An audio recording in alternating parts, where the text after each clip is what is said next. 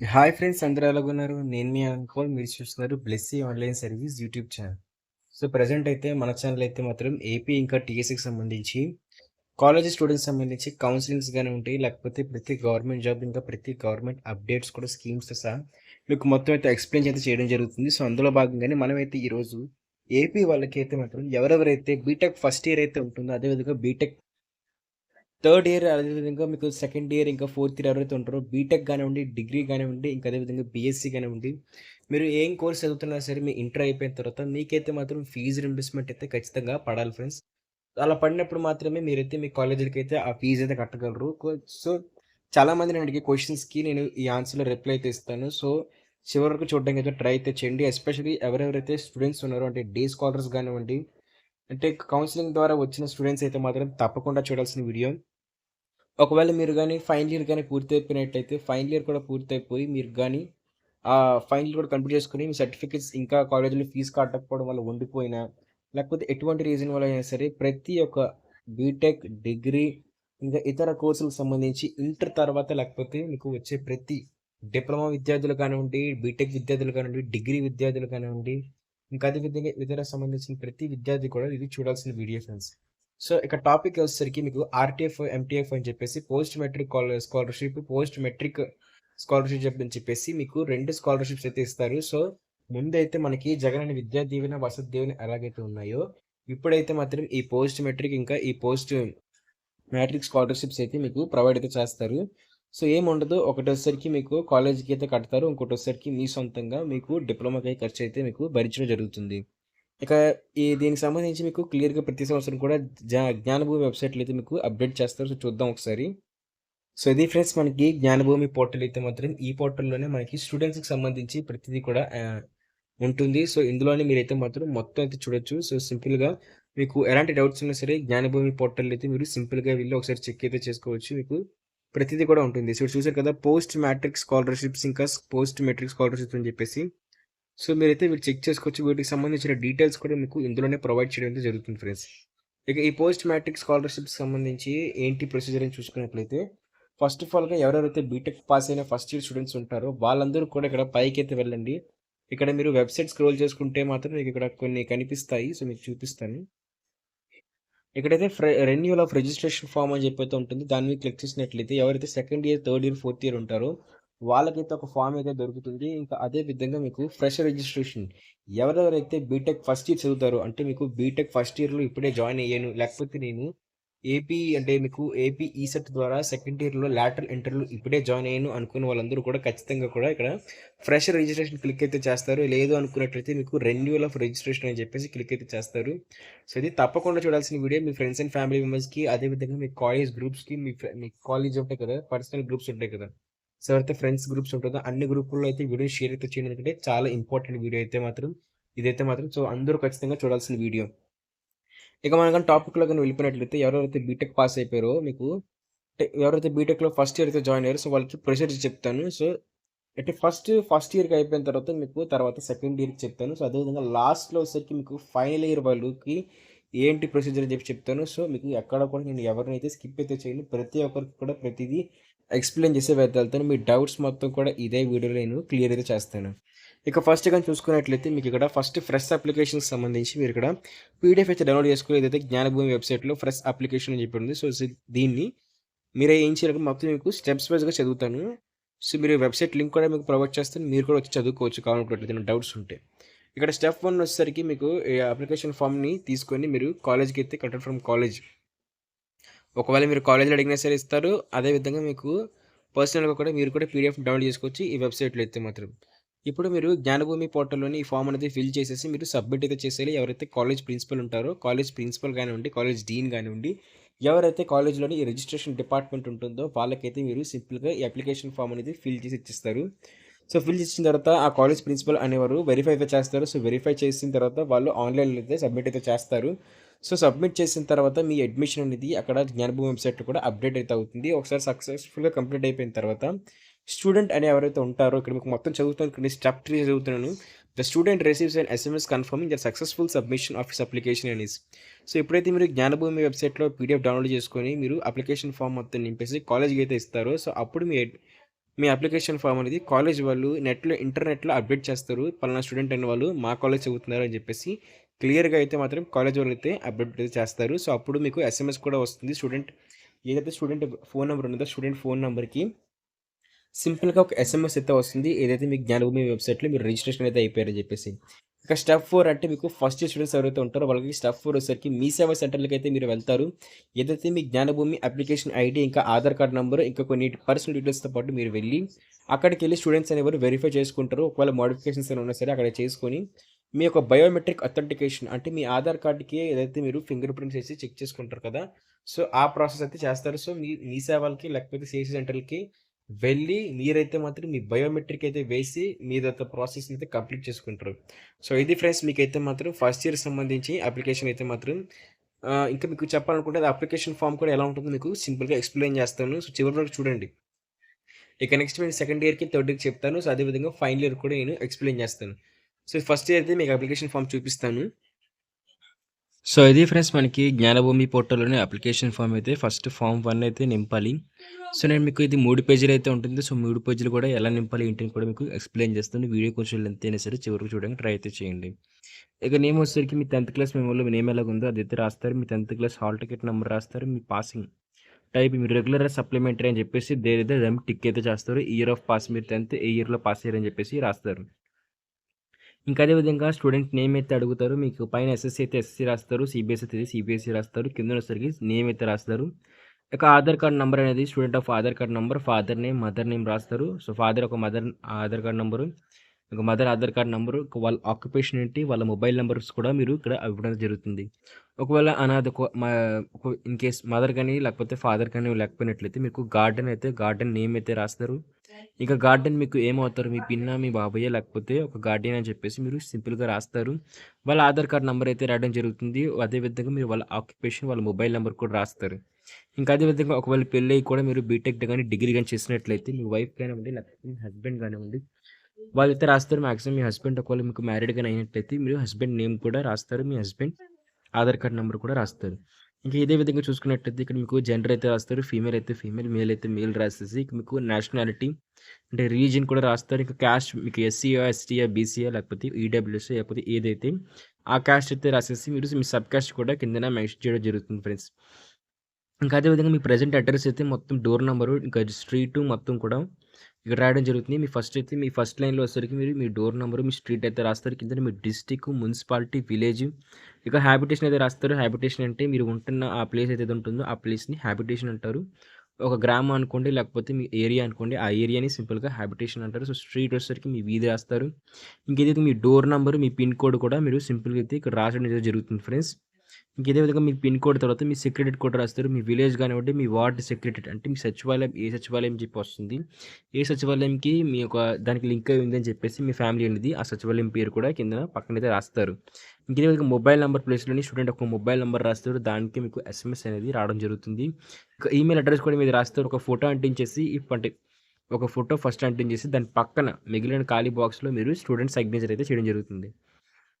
ఇక ఫార్మ్ 2కి అయితే వచ్చేది మీది ఫార్మ్ 2 అనేది కాలేజ్ అడ్మిషన్ సంబంధించి మీరు ఏ కోర్స్ చేస్తున్నారు కాలేజ్‌లో అని చెప్పేసి పైన రాసి అంటే name of the previous courses అంటే మీకు ఏ కోర్స్ అనేది ప్రీవియస్ అంటే ఇంటర్‌లో ఏంటి అని చెప్పేసి బైపీసీయా లేకపోతే మీరు డిప్లొమా నుంచి వచ్చిన వాళ్ళైతే డిప్లొమా అని చెప్పేసి రాస్తారు.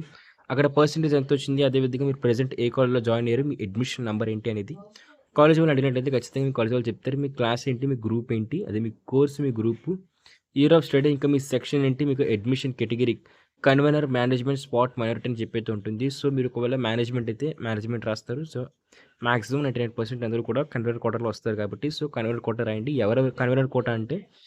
కన్వీనర్ కోటా అంటే మీకు సింపుల్‌గా ఎవరెవరైతే కౌన్సెలింగ్ ఈసెట్, ఎంసెట్ కౌన్సెలింగ్స్‌లో లేకపోతే ఐసెట్ కౌన్సెలింగ్స్‌లో ఎవరైతే జాయిన్ అయితే అయ్యారో వాళ్ళందరూ కూడా ఖచ్చితంగా ఈ యొక్క కన్వీనర్ కోటా కింద వస్తారు. సో, మీరు అంటే మీకు ఐసెట్ ద్వారా ఎళ్ళినా, ఈసెట్ ద్వారా ఎళ్ళినా, ఎంసెట్ ద్వారా ఎళ్ళినా లేకపోతే ఏది ప్రొసీజర్ అయినా సరే మీకు కన్వీనర్ కోటాలోకైతే మీరు రావడం జరుగుతుంది. డేట్ ఆఫ్ అడ్మిషన్ అని చెప్పేసి ఇది మీ కాలేజ్ వాళ్ళనైతే అడగండి. కాలేజ్ వాళ్ళు క్లియర్‌గా ఎక్స్‌ప్లెయిన్ అయితే చేస్తారు. ఇంక ఇది సెట్ డీటెయిల్స్ అని చెప్పైతే అడుగుతారు. ఏదైతే మీరు కామన్ ఎంట్రన్స్ టెస్ట్ అయితే ఉంటుంది కదా! సో, ఏపీ ఈసెట్ అయితే ఈసెట్, ఐసెట్ అయితే మీ ఐసెట్ సంబంధించిన డీటెయిల్స్ అయితే ఇస్తారు. సో, సెట్ నేమ్ ఏంటి ఆ సెట్ అనేది పక్కన బాక్స్‌లో ఫిల్ చేస్తారు. ఇంకా సెట్‌కి సంబంధించి మీ యొక్క అప్లికేషన్ హాల్ టికెట్ నంబరు, మీరు ఏ ఇయర్‌లో ఆ సెట్ అనేది పాస్ అయ్యారు. ఒక ఏపీ ఎంసెట్ కానివ్వండి, ఏ ఇయర్‌లో మీరు దాన్ని ఆ సర్టిఫికేట్ మీరు పాస్ అయితే అయ్యారు, ఎగ్జామ్ రాసారని చెప్పేసి. ఇక ఎక్స్ సర్వీస్‌మెన్ కేటగిరీ ఉందా, ఎన్‌సీసీ కేటగిరీ ఉందా, స్పోర్ట్స్ కేటగిరీ ఎన్‌సీసీయా లేకపోతే ఎన్‌ఎస్‌ఎస్సా, లేకపోతే ఫిజికల్లీ హ్యాండిక్యాప్డ్ ఏమైనా ఉందని చెప్పేసి రాస్తారు. సో, మీరు ఎస్ అయితే ఎస్ అని రాయండి. నో అయితే నో అని రాయండి. యెస్. ఇంకా అదే విధంగా నెక్స్ట్ గాని చూసుకున్నట్టయితే ఇక్కడ మీకు కొన్ని కొద్ది క్రైటీరియాస్ అయితే అడుగుతారు. సో, ఈ క్రైటీరియాస్ మొత్తం కూడా మీరు ఎట్టి పరిస్థితుల్లో కూడా యెస్ అని పెట్టకూడదు. ఇందులో ఏది యెస్ పెట్టినా సరే మీ అప్లికేషన్ ఫార్మ్ అనేది ఫీజ్‌కి సంబంధించి రిజెక్ట్ అయితే అయిపోతుంది. చూసుకోండి. ఎందుకంటే మీకు మాక్సిమం కూడా ఈ అప్లికేషన్ ఫార్మ్ అనేది నింపేటప్పుడు ఎక్కడ యెస్ పెట్టినా సరే మీ అప్లికేషన్ ఫార్మ్‌లో నెక్స్ట్ మీకు ప్రొసీజర్‌లో ఫీజ్ అనేది పడడంలో లేట్ అయితే అయిపోతుంది కాబట్టి ఎట్టి పరిస్థితుల్లో కూడా ఈ వీడియోని కావాలనుకున్నట్లయితే స్లో చేసి నీట్‌గా వినండి. చివరి వరకు చూడండి. ఒక 2, 3 సార్లు చూస్తే అప్లికేషన్ ఫార్మ్ నింపేటప్పుడు ఎలాంటి ప్రాబ్లమ్ కూడా ఉండదు. ఇక్కడ యెస్ అని చెప్పి ఎక్కడ పెట్టకండి. నేను మీకు ఇచ్చే సజెషన్ ఏంటంటే ప్రతిదానికి కళ్ళు మూసుకొని నో అని పెట్టేయండి. ఎందుకంటే యెస్ పెడితే ఎక్కడ యెస్ పెట్టినా పోతది. ఇక is annual income of family members together is more than 2,50,000 అని చెప్పి అడుగుతున్నారు. సో, ఒకవేళ 2,50,000 కన్నా మీ ఇన్‌కమ్ ఎక్కువైనట్లయితే పెట్టకండి. ఎందుకంటే 2,50,000 కన్నా ఇన్‌కమ్ ఎక్కువైతే మీకు పింక్ రేషన్ కార్డ్ వస్తుంది. అప్పుడు మీరు అర్హులు కాదైతే అవుతారు. సో, మీరు నో అనిపించి పెట్టాలి. ఇక అదేవిధంగా మీకు గవర్నమెంట్ ఎంప్లాయరా లేకపోతే పెన్షనరా అని చెప్పి అడుగుతున్నారు. సో, సింపుల్‌గా expert sanitary worker. Sanitary worker అంటే ఇక మీకు అంగన్‌వాడీ మీకు సింపుల్‌గా చెప్పాలంటే ఎవరెవరైతే అంగన్‌వాడీలోని జీవీఎంసీలో పనిచేస్తున్నారో, పనిచేసిన వాళ్ళ పిల్లలు ఎవరైతే ఉన్నారో కూడా వాళ్ళు గవర్నమెంట్ ఎంప్లాయీలు అయినా సరే అంటే వాళ్ళ పేరెంట్స్ గవర్నమెంట్ ఎంప్లాయీ అయినా సరే వాళ్ళకైతే మాత్రం ఈ డబ్బులైతే వస్తాయి. ఎందుకంటే శానిటరీ వర్కర్స్‌కైతే మాత్రం వాటిని గవర్నమెంట్ ఎంప్లాయీస్‌కి అంటే గవర్నమెంట్ ఎంప్లాయీసే కాకపోతే మరీ ఫీజులు కోకుండా అంత రిచ్‌గా చూసుకోదు కాబట్టి మీరు ఒకవేళ మీ పేరెంట్స్ ఎవరైతే ఉన్నారో శానిటరీ వర్కర్ అని చెప్పేసి సో వాళ్ళు జీవీఎంసీలో పనిచేస్తున్నా వాళ్ళు ఒకవేళ అంగన్వాడీ కేంద్రాల్లో పనిచేస్తున్నా సరే మీరు సింపుల్‌గా నో అని చెప్పేసి అయితే ఇచ్చేయొచ్చు. ఇంకా ఇదే విధంగా ఇక్కడ ఫ్యామిలీ మెంబర్ అనేవారు ఇక్కడ టాక్స్ అనేది పే చేస్తున్నారని అడుగుతున్నారు. సో, మీరు సింపుల్‌గా చెప్పాను కదా! నో అని పెట్టుకోండి. ఫోర్ వీలర్ ఉందా అని చెప్పి అడుగుతున్నారు. నో అని పెట్టుకోండి. ఒకవేళ మీ దగ్గర ఆటో గాని, టాక్సీ గాని, ట్రాక్టర్ గాని ఉన్నట్లయితే మీరు అంటే ఎస్ అని పెట్టాల్సిన అవసరం లేదు. మీరు సింపుల్‌గా అక్కడ కూడా నో అని చెప్పి పెడితే సరిపోతుంది. అవైతే ఉన్నా సరే పర్వాలేదు. సింపుల్‌గా నో అని పెట్టేయండి. ఇంకా అదే విధంగా ఇంకోటి ల్యాండ్ అయితే అడుగుతున్నారు. 10 ఏకర్స్ కన్నా ల్యాండ్ ఎక్కువ ఉందా? 15 ఏకర్స్ కన్నా డ్రై ల్యాండ్ ఉందా? 25 ఏకర్స్ కన్నా వెట్ డ్రై ల్యాండ్ ఉందని చెప్పేసి అయితే అడుగుతున్నారు. సో, ఇవన్నీ మీరు చూసుకోకండి. మీరు సింపుల్‌గా నో అని చెప్పి పెట్టేసేయండి. ఒకవేళ అంటే చదివిన తర్వాత మీకు యెస్ అని చెప్పి అనిపిస్తే మీరు యెస్ అని పెట్టండి నిజంగా ఉంటే. అదేవిధంగా మీకు చూసినట్టయితే ఇక్కడ family have property in urban area without extent of 1500 or more square feets అని చెప్పేసి. సో, మీకు 1500 కన్నా స్క్వేర్ ఫీట్స్ కన్నా ఎక్కువ ల్యాండ్ గాని ఉన్నట్లయితే అది కూడా అర్బన్ ఏరియాలో ఉన్నట్లయితే మీరు ఖచ్చితంగా కూడా యెస్ అని చెప్పేసి పెడతారు. ఒకవేళ లేదనుకుంటే నో అని పెట్టండి. మాక్సిమం చెప్తాను నో అని పెట్టండి. ఎవరికున్నా సరే రావు. ఈ స్కాలర్‌షిప్ టైప్ అయితే అడుగుతారు. ఒకవేళ మీరు కాలేజ్ అటాచ్‌డా లేకపోతే గవర్నమెంట్ వెల్ఫేర్ హాస్టల్‌లో చదువుతారా? మీకు డే స్కాలర్ అని చెప్పేసి డే స్కాలర్ అయితే డే స్కాలర్ అని టిక్ అయితే పెట్టుకోండి. ఇక అదే విధంగా మీకు హాస్టల్ అడ్మిషన్ డేట్ ఇంకా అటాచ్డ్ లేకపోతే కొన్ని డీటెయిల్స్ అయితే అడుగుతారు. ఇక క్యాస్ట్ సర్టిఫికేట్ నంబర్ అడుగుతారు. క్యాస్ట్ ఏదైతే ఉందో అది అది అడుగుతారు. ఇంకా అదే విధంగా మీకు శానిటరీ వర్కర్ అయితే యెస్ అని చెప్పి ఇవ్వండి. మీ శానిటరీకి సంబంధించి మీ పేరెంట్స్‌కి సంబంధించి డీటెయిల్స్ కూడా ఇవ్వండి. ఇంకా అదే విధంగా మీది ఏ గ్రామ వార్డు సచివాలయంలో లేకపోతే మీ ఏ మున్సిపాలిటీలో మీ యొక్క నాన్నగారు కానివ్వండి, అమ్మగారు కానివ్వండి వర్క్ చేస్తుండ్రో ఆ డీటెయిల్స్ కూడా మీరు ప్రొవైడ్ అయితే చేస్తారు. ఇక ఇదే విధంగా రైస్ కార్డ్ నంబర్ ఇస్తారు. ఇంకా ఇన్‌కమ్ సర్టిఫికేట్ నంబరు మీకు టోటల్ ఇన్‌కమ్ ఎంత వస్తుందో కూడా మీకు ఇన్‌కమ్ సర్టిఫికేట్‌లో ఉంటుంది. దాన్నైతే క్లియర్‌గా ఇవ్వడం జరుగుతుంది. ఇక bank name, bank IFSC code, bank account number అయితే మీరు ఇచ్చిన తర్వాత సింపుల్‌గా అయితే మీరు లాస్ట్‌కి అయితే వెళ్ళిపోతారు. ఇక నేటివిటీ అని చెప్పేసి బిలాంగ్స్ టు ఏపీ అని చెప్పేసి సో, యెస్ కాబట్టి మీరు యెస్ అని చెప్పి అయితే ఇవ్వండి. ఒకవేళ మీరు అంటే తెలంగాణ నుంచి అయితే వచ్చి ఏపీలో అయితే మాత్రం మీరు చదువుకుంటున్నారు. ఏపీలో కాలేజెస్‌లో జాయిన్ అయ్యారు. ఏపీ సెట్స్ రాసి, ఏపీ ఐసెట్, ఎంసెట్ గాని రాసి తెలంగాణలో ఉన్న స్టూడెంట్ వేరే గ్రామంలో లేకపోతే వేరే ఊర్లో వేరే ఏ ప్లేస్ నుంచి వచ్చిన స్టూడెంట్ అయినా సరే లేకపోతే తెలంగాణ గాని లేకపోతే ఇతర స్టేట్స్ నుంచి వచ్చినట్లయితే మీరు ఇక్కడ నో అని చెప్పి పెట్టండి. లేదు మీరు పుట్టినప్పటి నుంచి ఏపీ వాళ్ళే అయినట్లయితే యెస్ అని చెప్పి పెట్టేయండి. ఇక్కడ సిగ్నేచర్ పెట్టండి. సిగ్నేచర్ ఆఫ్ పేరెంట్ అని చెప్పి పెట్టండి. మొత్తం ఈ 3 పేజెస్ ఆఫ్ అప్లికేషన్‌ని నింపిన తర్వాత అప్పుడు మీరు సింపుల్‌గా మీ కాలేజ్‌కి సబ్మిట్ చేస్తే మీ కాలేజ్ అనేది ఆర్‌టిఎఫ్, ఎంటీఎఫ్‌కి సంబంధించి అంటే ఏదైతే ఉంటుందో కదా! సో, సింపుల్‌గా అప్పుడు మీ కాలేజ్ వాళ్ళైతే ఈ అప్లికేషన్స్ తీసుకొని జ్ఞానభూమి వెబ్‌సైట్‌లో అప్డేట్ చేయడం అయితే జరుగుతుంది. ఎప్పుడైతే వాళ్ళు అప్డేట్ చేస్తారో అప్పుడు అయితే మాత్రం మీకు ఎస్ఎంఎస్ వచ్చి చెప్పాను కదా! మీకు ఇక్కడ ముందు పడినట్టుగా జగనన్న విద్యా దీవెన, వసతి దీవెన పడతాయి. సో, ఇప్పుడు చాలామందికి ఉన్న డౌట్ ఏంటంటే ఇప్పుడు ఆ వసతి దీవెన ముందులాగే అదే తల్లుల అకౌంట్‌లో పడతాయంటే ఏదైతే కాలేజీకి కట్టాల్సిన ఫీజు ఉంటుందో ఆ కాలేజీకి కట్టాల్సిన ఫీజు అనేది తల్లుల అకౌంట్‌లో అయితే పడదు. డైరెక్ట్‌గా కాలేజ్ అకౌంట్‌లకైతే ఇకపై వెళ్ళిపోతుంది. ఇక అదే విధంగా నెక్స్ట్ చూసుకున్నట్లయితే మీకు ఇంకా నెక్స్ట్ వచ్చేసరికి ఏదైతే మీకు అంటే ఏదైతే మీకు ఉంటది కదా! మీకు మీ అకౌంట్‌కి పడతది కదా! సో, అదైతే మాత్రం మీ అకౌంట్‌లోకి పడుతుంది. ఏదైతే స్టూడెంట్ అకౌంట్ ఉంటదో స్టూడెంట్ అకౌంట్‌లో పడుతుంది. తల్లుల అకౌంట్‌లో అయితే పడదు. అదే విధంగా మీకు ఇప్పుడున్న న్యూస్ ప్రకారంగా జాయింట్ అకౌంట్‌లో కూడా పడదు. మరి ఆ జాయింట్ అకౌంట్‌లో మేము పరిగెట్టుకొని ఎళ్లి క్లోజ్ చేసేస్తామంటే అంత రిస్క్ ఏం చేయకండి. సైలెంట్‌గా ఉండండి కాసేపు. అలాంటి గోల ఏం చేయకండి. ఎందుకంటే మీరు అలాంటి రిస్క్ ఏం చేసినట్లయితే ఒకవేళ పొరపాటున మిగిలిపోయిన పెండింగ్‌లో ఉన్న అమౌంట్ తల్లుల జాయింట్ అకౌంట్‌లో వేస్తామన్నా, తల్లుల అకౌంట్‌లో ఏస్తామన్నా సరే గోవిందయిపోతది మీ డబ్బులు. సో, అలాంటి పనేం చేయకండి. సింపుల్‌గా ఉంచేసుకోండి. ఏమైతే అయింది అలాగా పక్కనైతే వదిలేయండి. మీకు ఒకవేళ డబ్బులు పడితే పడతాయి. సో, దీనికి సంబంధించి ఇంకా క్లియర్ జీవో అనేది మీకు సెప్టెంబర్ 11 తారీఖు కన్నా తర్వాత రిలీజ్ అయితే అయ్యే ఛాన్స్ ఉంది కాబట్టి ఒకవేళ అయినట్టయితే ఖచ్చితంగా వీడియో చేస్తాను.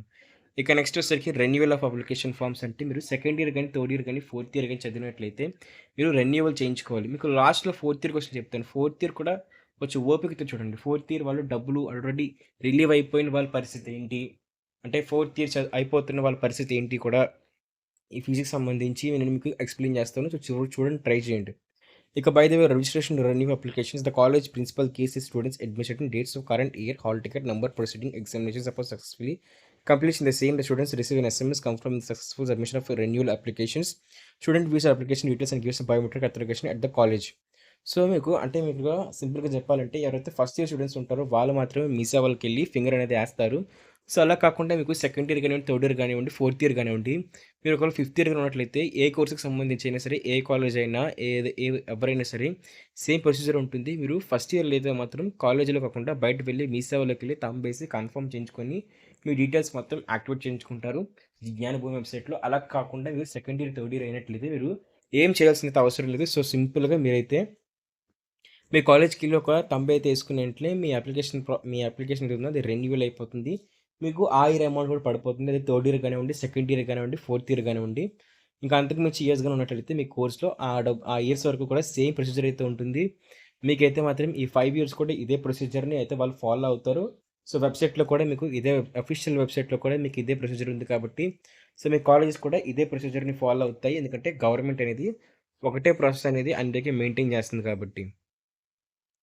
సో, ఇది పాతది. ఒకవేళ మీరు మీ కాలేజ్‌లోని అప్లికేషన్ ఫార్మ్ కూడా నింపమంటే, మీరు అప్లికేషన్ ఫార్మ్ అయితే నింపుతారు. మీ student name, application ID, Jnanabhumi website ID, మీకు ఇయరు, మొబైల్ నంబరు, మీ mobile number mother, father, guardian చెప్పేసి, ఇక మీ బేసిక్ డీటెయిల్స్ అయితే ఇస్తారు. Name of the course, percentage of marks ఇదైతే మీరు ప్రీవియస్ సెమిస్టర్స్‌లో గాని, లేకపోతే వాళ్ళు తెచ్చుకున్న మార్క్స్ మీరు పాస్ అయ్యారా, లేకపోతే ఫెయిల్ అయ్యారా మొత్తం కూడా అకాడమిక్ ఇయర్స్‌లో మీకు ఇచ్చి, మీరైతే మాత్రం మీ అడ్రెస్‌లు, మీకు సంబంధించిన ఇన్‌కమ్ రిలేటెడ్ కానివ్వండి, ఏమైనా అంటే అక్కడ ఏం లేదు. మీకు ప్రతిదీ రెన్యువల్ అయితే అవుతుంది. మొత్తం ఫిల్ చేయాల్సిన అవసరం లేదు. ఫస్ట్ ఇయర్స్ లాగా సింపుల్‌గా అయితే మాత్రం మీకు అయిపోతుంది. సో, దానికి సంబంధించి మీరు ఎక్కడికి వెళ్ళాల్సినంత అవసరం అయితే లేదు. మీరు సింపుల్‌గా ఇదే వెబ్‌సైట్‌లో మీకు రెన్యువల్ రిజిస్ట్రేషన్ ఫార్మ్ కావాలనుకుంటే రెన్యువల్ రిజిస్ట్రేషన్ ఫార్మ్ అని చెప్పేసి టైప్ చేయండి. ఫ్రెష్ రిజిస్ట్రేషన్ ఫార్మ్ అయితే ఫ్రెష్ రిజిస్ట్రేషన్ ఫార్మ్‌లో మీరు క్లిక్ అయితే చేయండి. అప్పుడైతే మీకు మొత్తం వచ్చేసి చూసారు కదా! ఇక్కడ జనన భూమి .ఏపీ.జీఓవీ.ఇన్ అని చెప్పేసి ఈ వెబ్‌సైట్‌లో అయితే మీకు మొత్తం ప్రొసీజర్ అయితే అవుతుంది ఫ్రెండ్స్. ఇక మనం లాస్ట్‌గా చూసుకున్నట్లయితే మీకు ఎవరెవరైతే ఫోర్త్ ఇయర్ స్టూడెంట్స్ ఉంటారో కదా! వాళ్ళ కోసం చెప్తానన్నాను కదా! ఒకవేళ గాని మీరు ఫస్ట్ ఇయర్ గాని, సెకండ్ ఇయర్ గాని, థర్డ్ ఇయర్ గాని చదివినట్లయితే మీకు చెప్పాను కదా! ఫస్ట్ ఇయర్ అయితే మీరు అప్లికేషన్ ఫార్మ్ ఫిల్ చేసి కాలేజ్‌కి ఇచ్చేస్తారు. మీ డబ్బులనేవి మీకు పడిపోతాయి. సెకండ్ ఇయర్ వచ్చేసరికి రెన్యువల్ చేయించుకుంటారు. కాలేజ్‌లో వచ్చి ఫింగర్ ఏస్తారు. ఫస్ట్ ఇయర్ వాళ్ళైతే మీరు కాలేజ్ అంటే బయటనే మీ సేవలలోని సీసీ సెంటర్‌లో మీరు ఫింగర్ ఏసి యాక్టివేట్ చేయించుకుంటారు. సో, ఇది మీకు ఫస్ట్ ఇయర్ నుంచి లాస్ట్ ఇయర్ వరకు జరిగే ప్రాసెస్ కూడానా మీకైతే ఇప్పుడు జగన్ విద్యా దీవెన వసతి దీవెనకి సంబంధించి సింపుల్ క్లారిటీ. మీకు ఏదైతే డబ్బులైతే మీకు కాలేజీకి పడాల్సిన డబ్బులన్నీ కూడా కాలేజీలకైతే వెళ్ళిపోతాయి. డైరెక్ట్‌గా ఒకటే విడతలోని వాళ్ళు 35,000 కానివ్వండి, 2 విడతల్లో కానివ్వండి, మిగతా డబ్బులన్నీ కూడా వాళ్ళకి ఇవ్వడం జరుగుతుంది. సో, మీరైతే కంగారైతే పడాల్సిన అవసరం లేదు. మీరు కాలేజీకైతే ఒక్క రూపాయి కూడా పే అయితే చేయాల్సిన అవసరం లేదు. కాలేజ్ ఫీజ్ అయితే వెళ్ళిపోతుంది.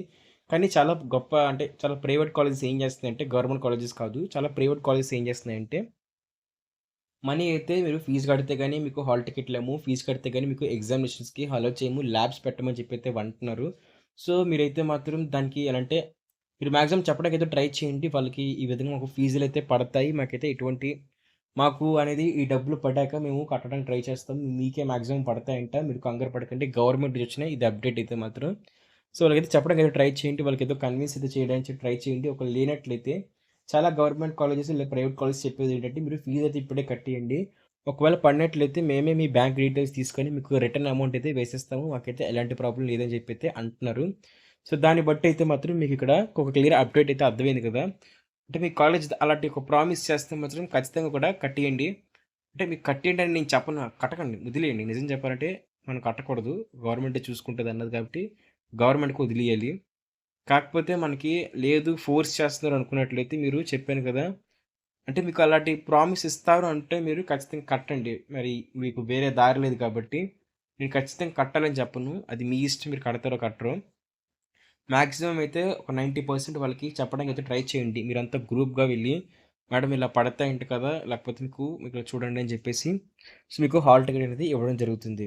ఇంకా ఇదే విధంగా నెక్స్ట్ డౌట్ వచ్చేసరికి మీకు ఎవరెవరైతే ఫోర్త్ ఇయర్ స్టూడెంట్స్ కోసం మాట్లాడుతున్నారో, సో, ఫోర్త్ ఇయర్ స్టూడెంట్స్ ఇంకా పెండింగ్ డబ్బులు. ఈ 2 కూడా మీకు కవర్ అయితే చేస్తాను. సో, సింపుల్‌గా ఆ 2 కూడా మీకు కవర్ చేస్తాయి కాబట్టి చూడడానికి వినండి.